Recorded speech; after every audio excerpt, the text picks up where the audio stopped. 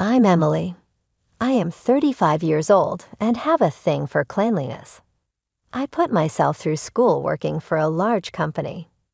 I am always told by my friends that I supposedly take things too seriously, and yes, it's true I hold on to receipts still from food 2 years ago. Pay tax on time. Yes, who the hell does this? But they all are just stepping stones to being in control of your life when shit snowballs. So if you missed it, the story of how I met my husband, Brian. It was at a party hosted by Angie's other friend, Julie. I remember that evening well. Brian came in, with me drinking a glass of wine and catching up on my college girl news. He was older, stocky, and self-assured with a crackling smile. A manager of food sales. "Hey, I'm Brian. Mind if I join you?" he asked, holding a beer and looking directly at me.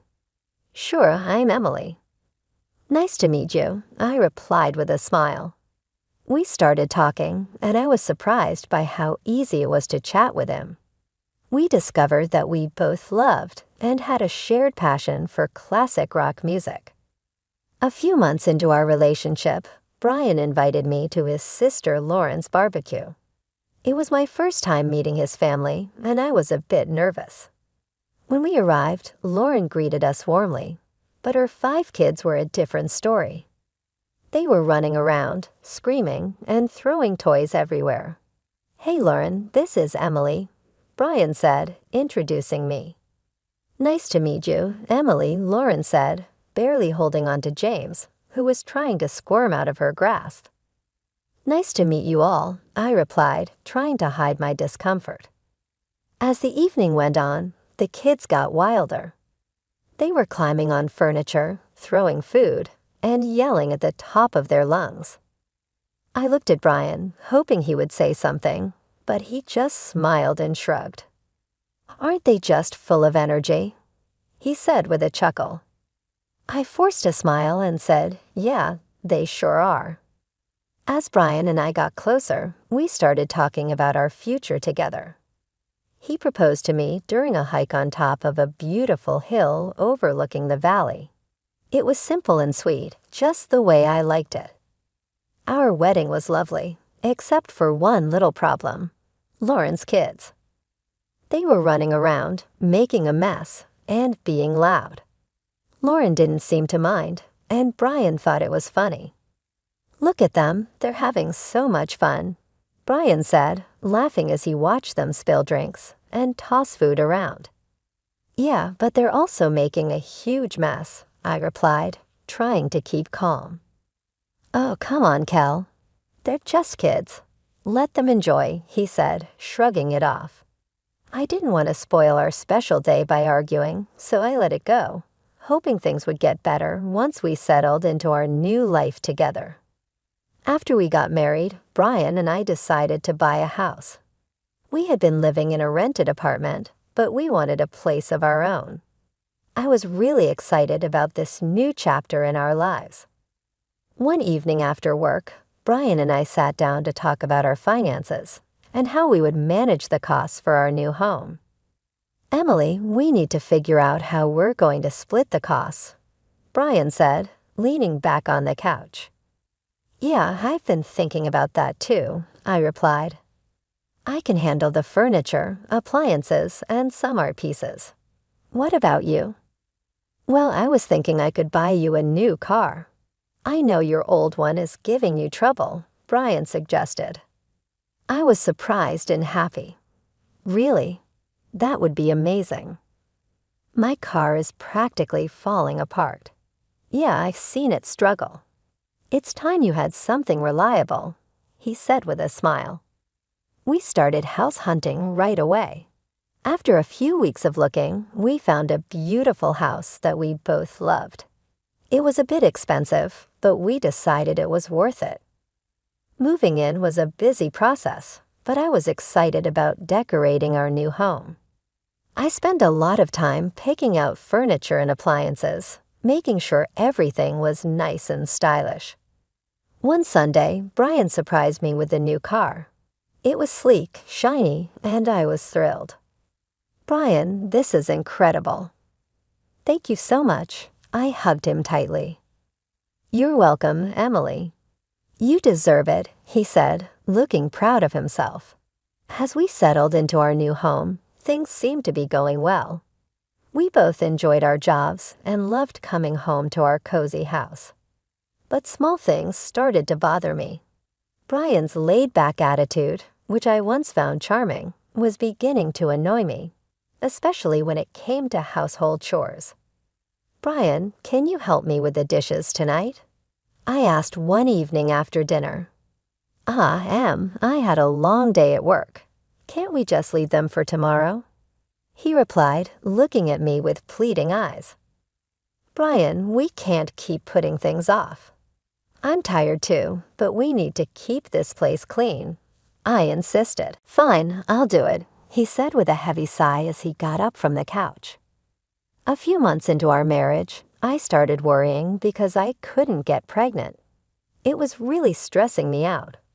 I went to the doctor, and he told me to be patient, that it would happen when the time was right. Still, it was hard not to worry about it. Meanwhile, Brian's sister Lauren, with her 5 kids, was visiting a lot. Lauren lived in a neighboring state, but you'd think she lived next door with how often she was around. Every time she came over, she'd unload all her problems with her husband on me. It was nonstop. Emily, you won't believe what Richard did this time. Lauren would start, rolling her eyes. Lauren, can we talk about something else for once? I'd ask, trying to steer the conversation away from her marital drama. Oh, come on, Emily. I need to vent. You're the only one who understands, she'd reply, not getting the hint at all. And her kids were a nightmare. As soon as they stepped into our house, it was like a circus. They'd run around, fighting with each other, throwing food, and just being loud. Guys, can you calm down, please? I'd say, trying to keep my cool as they tore through the living room. Why are you always so uptight, Kel? Lauren would snap at me whenever I tried to get her kids to behave. They're making a mess, Lauren. I just cleaned the house, I'd respond, feeling my patience wearing thin. Well, maybe if you had your own kids, you'd understand, she shot back one day, her words hitting me like a punch in the gut. I was shocked by how insensitive she was, especially since she knew how hard I was trying to get pregnant. It felt like a slap in the face, and I couldn't believe Brian didn't say anything to defend me. Brian, are you going to let her talk to me like that? I asked, my voice trembling with anger and hurt. Emily, calm down. You're making a big deal out of nothing, he said, taking her side again. A big deal out of nothing? She just insulted me in my own home, I shouted, feeling tears start to form. I was so fed up. I couldn't keep living like this, constantly being disrespected in my own home, with my husband always siding with his sister. It was clear that something had to change, and soon. One Sunday, Lauren showed up with her 5 kids. She dumped them on me and said, Emily, I need a break from parenting. I'm going shopping. I couldn't help but chuckle at her mention of parenting. The woman barely knew what that meant. Every time she was here, it was like a zoo. Fine, Lauren, but you better be quick, I said, already feeling stressed. Thanks, Emily. You're a lifesaver, she chirped, grabbing her purse and bolting out the door before I could say anything else. Great, I thought. Just what I needed. I was in the kitchen trying to cook dinner. It's a long process, and I like things done right. But with those kids running wild, it was impossible to focus. They were yelling, running around, and making a mess. Guys, can you keep it down? I shouted from the kitchen, hoping they'd listen for once. Of course they didn't. Suddenly, I heard a loud crash. My heart sank. I ran into the living room, and there it was, my grandfather's antique Chinese vase, shattered on the floor. My chest tightened with anger and frustration. What happened here? I screamed, looking at the kids who were now standing still, looking guilty. "We were just playing," one of them mumbled, not meeting my eyes. "This vase is priceless. It's from my grandfather. Do you have any idea what you've done?" I was livid, shaking with anger. Just then, Brian walked in, looking all calm and clueless. "What's going on, Kel?" he asked. "Your nephews just broke my grandfather's vase," I said, pointing at the shattered pieces on the floor. "Calm down, Emily. It's just a vase. We can get it fixed," Brian said, shrugging like it was no big deal. "Just a vase. This isn't about the vase, Brian. It's about respect. I'm tired of this. Every time Lauren comes over, our house turns into a mess, and you don't care," I shouted, my voice cracking with frustration. Just then, Lauren walked in with shopping bags, looking annoyed. "What's all this yelling about?" she asked. "Your kids broke my grandfather's vase," I said, pointing at the floor. "Well, maybe you should have kept a better eye on them, Emily," she said, not even bothering to apologize. "Are you kidding me? They're your kids, Lauren. I shouldn't have to watch them." I was furious, my hands shaking with anger. Brian just shook his head, looking annoyed. "You're overreacting, Emily." "Just drop it," he said. "Overreacting. I've had enough of this. I'm tired of being treated like I don't matter in my own home, with my husband always siding with his sister." I screamed, the tears finally spilling over. Brian just stood there, silent and cold, while Lauren smirked like she had won something. I couldn't take it anymore. I stormed out of the room, feeling a mix of anger, hurt, and betrayal. We'd been dealing with Lauren and her kids' chaotic visits for months, but I had no idea what was coming next. One morning, Brian was sitting at the kitchen table, munching on his toast, when he casually dropped a bombshell on me. "Emily, I need to tell you something. Lauren's getting divorced, and she's moving in with us. With the kids. For a few months," he said, like he was just telling me the weather. I almost dropped my coffee. "What? Are you serious? Our house is already a madhouse when they visit for a day. How are we supposed to handle them living here for months? She's my sister, Emily. She needs our help. You need to be more understanding," he said, looking at me like I was the one being unreasonable. "Understanding? I've been more than understanding, Brian, but this is too much. Why can't we rent a place for her nearby? I'll even pay for the first month's rent," I suggested, trying to keep my cool. "No, she'll be better off here. Plus, you can help with the kids and keep things clean," he said, like it was the most obvious thing in the world. "I'm not a babysitter, Brian. I work too, and I need to relax when I get home," I said, my frustration boiling over. "Stop being so selfish, Emily. It's family. They need us," Brian said, his tone getting sharper.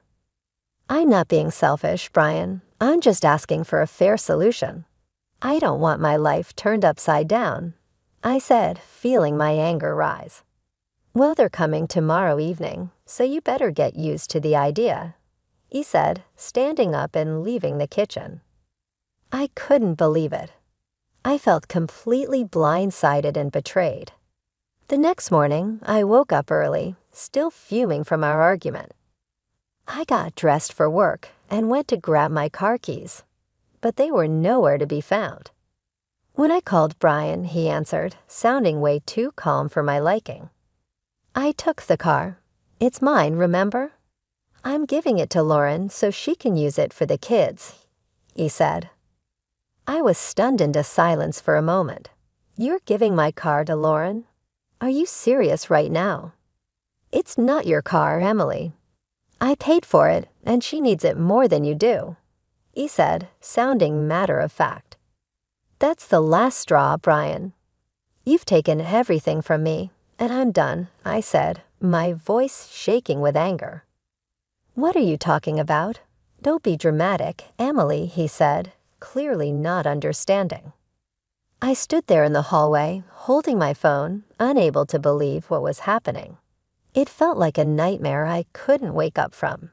How had things gotten so bad? I picked up the phone and called a moving company. "Hi, I need a team to move some furniture and appliances today. It's urgent." The movers arrived a couple of hours later. I showed them around the house, pointing out the items to be moved. "Take everything, the beds, sofas, chandeliers, even the faucets in the bathroom," I instructed. The movers got to work, and soon the house started to look empty. I felt a strange sense of relief watching them carry out each piece of furniture. As the last item was loaded onto the truck, I directed them to my mom's house. "Everything goes there. Thanks for the quick work, guys," I said, handing them a tip. With the house now bare, I grabbed my essentials and headed to my mom's place. A few hours later, my phone started buzzing. It was Brian, calling repeatedly.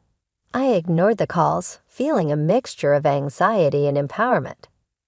That evening, there was a loud knock on my mom's door. I opened it to find Brian standing there, looking furious. "What the hell, Emily? What did you do?" he shouted as he stormed into the living room. "I took my stuff, Brian. You took the car, so I took what I bought," I said, keeping my voice calm. "This is insane. You stripped the house bare. Where are Lauren and the kids supposed to sleep?" he yelled, his face red with anger. "That's your problem, Brian. You made this mess. Now you deal with it," I replied, crossing my arms. "You're a thief, Emily. You stole." "Everything," he shouted, waving his arms around. "I didn't steal anything. Here are the receipts," I said, pulling out a folder and showing him the proof of purchase for all the furniture and appliances. He looked through the receipts, his anger turning to frustration. "Fine, Emily. If this is how you want to play it, I'll file for divorce," he said, exasperated. I took a deep breath and handed him a stack of papers. "Already done. Here are the divorce papers. Sign them and we're done." He stared at the papers, his face pale. "You're really serious about this, aren't you?" "Dead serious, Brian. I deserve better than this," I said, feeling a strange sense of calm watching over me. He took a pen from his pocket, signed the papers without another word, and handed them back to me. "Fine, Emily. Have it your way." I watched as he turned and walked out of my mom's house, the door slamming behind him. I stood there for a moment, feeling a mix of relief and sadness. It was over, and I knew it was the right decision. That night, I sat down with my mom and talked about everything that had happened. She was supportive and agreed that I had made the right choice. "Emily, you've been through a lot. It's time you focused on yourself and your happiness," she said, giving me a comforting hug. "Thanks, Mom. I just need some time to figure things out," I replied, feeling a weight lifted off my shoulders. Over the next few days, I started to settle into a new routine. I began organizing my new space at my mom's house and planning my next steps. It was a fresh start, and for the first time in a long time, I felt hopeful about the future. I knew the road ahead wouldn't be easy, but I was ready to face it. I had taken back my life, and there was no turning back. After divorcing Brian, we sold our house and split the money. It was time to set up my own place. My mom's house was great for a while, but I needed my own space. One afternoon, I was sitting in the kitchen with my mom, looking at listings on my laptop. "Mom, I think I found a place that looks perfect. It's a small apartment downtown, close to work," I said, showing her the pictures. She looked over my shoulder and smiled. "That looks nice, Emily. Have you called the realtor yet?" "Not yet, but I'm going to do that right now," I said, feeling a bit excited. I dialed the number and waited for the realtor to pick up. After a few rings, a friendly voice answered. "Hello, this is Larry. How can I help you?" "Hi, Larry. My name is Emily. I'm interested in the apartment you have listed downtown. Is it still available?" I asked, crossing my fingers. "Yes, it's still available. Would you like to schedule a viewing?" He replied, sounding hopeful. "Absolutely. How about tomorrow afternoon?" I suggested, trying to sound calm. "That works for me. I'll see you at 4:00 p.m., Larry said before we ended the call. The next day, I headed downtown to meet Larry and check out the apartment. When I arrived, he was waiting outside the building with a friendly smile on his face. "Hi, Emily. Nice to meet you. Let me show you around," he said, shaking my hand.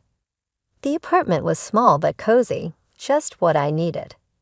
It had a nice kitchen, a spacious living room, and a small balcony with a decent view of the city. "This place is perfect, Larry." "I'll take it," I said, feeling a sense of relief. After signing the lease and getting the keys, I started planning my move. I wanted to make this new space my own, a fresh start. I spent the next few days packing up my things at my mom's house and arranging for movers to help me with the big stuff. On moving day, my mom and a couple of close friends came over to help.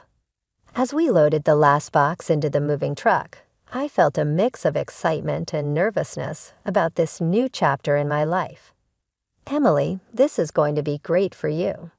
A fresh start is just what you need," my mom said, giving me a reassuring hug. "Thanks, Mom. I'm really looking forward to it," I replied, smiling. We drove to my new apartment, and with everyone's help, we had everything unloaded and set up in no time. As I looked around my new space, I felt a sense of accomplishment and excitement for what lay ahead. That evening, I invited my mom and friends to stay for dinner to celebrate the move. We ordered pizza and sat on the floor surrounded by boxes and laughter. "Cheers to Emily and her new place," my friend Julie said, raising her glass. "Thanks, guys." "I really appreciate all your help and support," I said, feeling grateful. As the night went on, we talked and laughed, and for the first time in a long time, I felt truly happy and free. After the party, as I sat on my balcony looking out at the city lights, I thought about everything I had been through and how far I had come. I was proud of myself for taking control of my life and making the changes I needed. I heard from some mutual friends that Brian used his share of the money to buy a small apartment. Now he's living there with Lauren and her 5 kids. Brian's working 2 jobs to keep up with the bills, while Lauren still isn't working. They're fighting all the time. One day, out of the blue, Brian called me.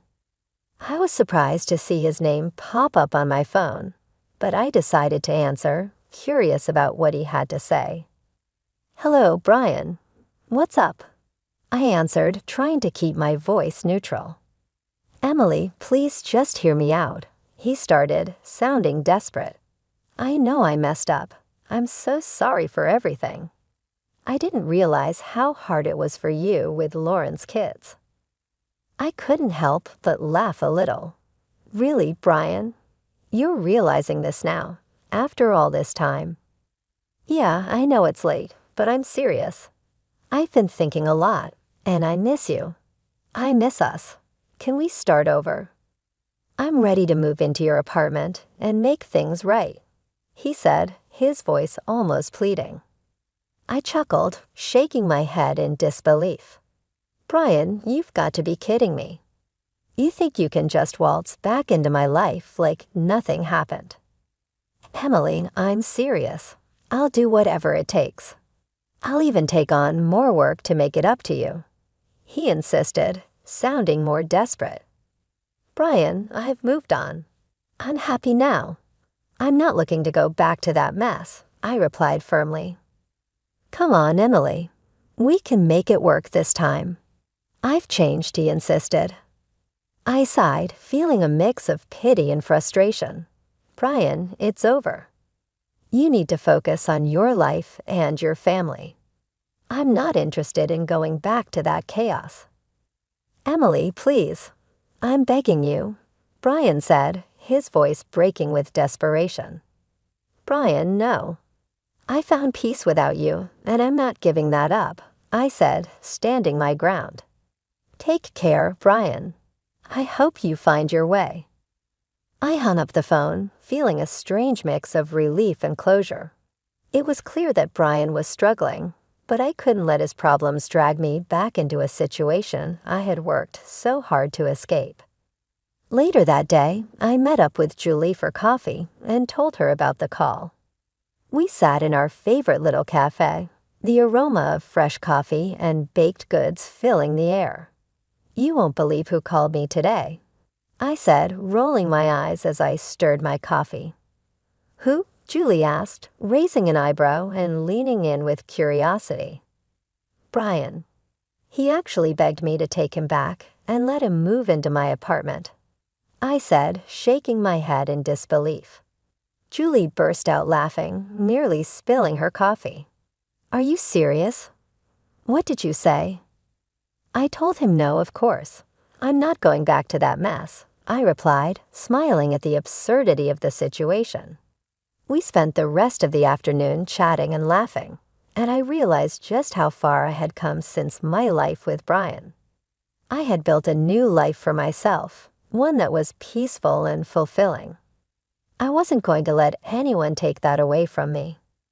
The cafe was a cozy spot with warm lighting and soft music playing in the background, creating the perfect setting for our heart-to-heart conversation. As the sun began to set, casting a golden glow over the city, we decided to take a walk along the river. The cool breeze was refreshing, and the sound of water flowing gently against the banks added a calming effect to our stroll. I can't believe how much has changed in just a few months, I said, looking out over the water, the lights from the buildings reflecting off the surface like tiny stars. You've come a long way, Emily. I'm really proud of you, Julie said, giving me a supportive pat on the back. You're stronger than you think, you know. Thanks, Julie. I feel like I've finally closed that chapter of my life, I said, a sense of relief washing over me as we continued to walk. I'm ready to move forward with confidence and joy. The next few days were busy but fulfilling. I started to settle into a new routine and began organizing my new space at my mom's house.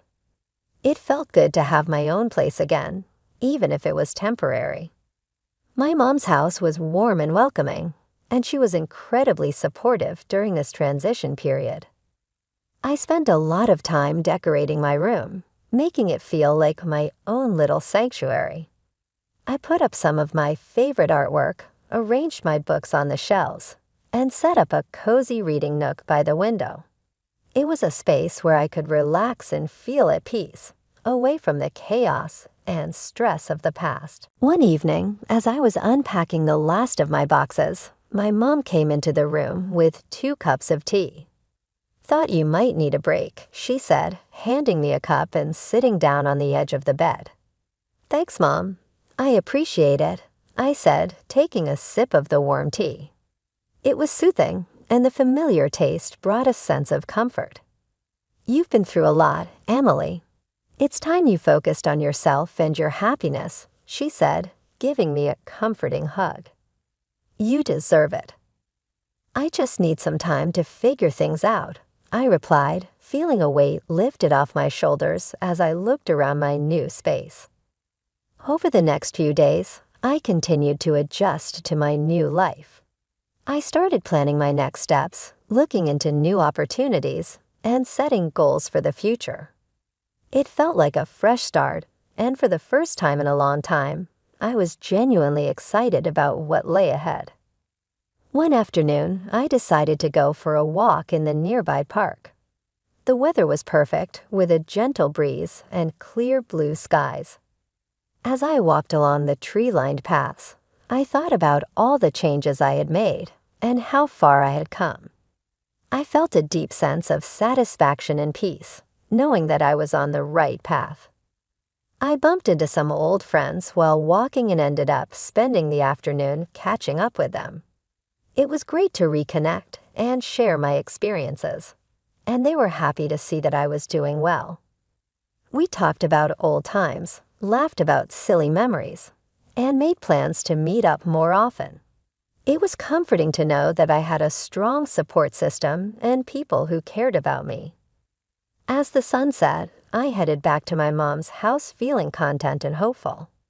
I knew the road ahead wouldn't always be easy, but I was ready to face it with courage and determination. I had taken back control of my life, and now I wasn't going to let anyone or anything disrupt my newfound peace and happiness.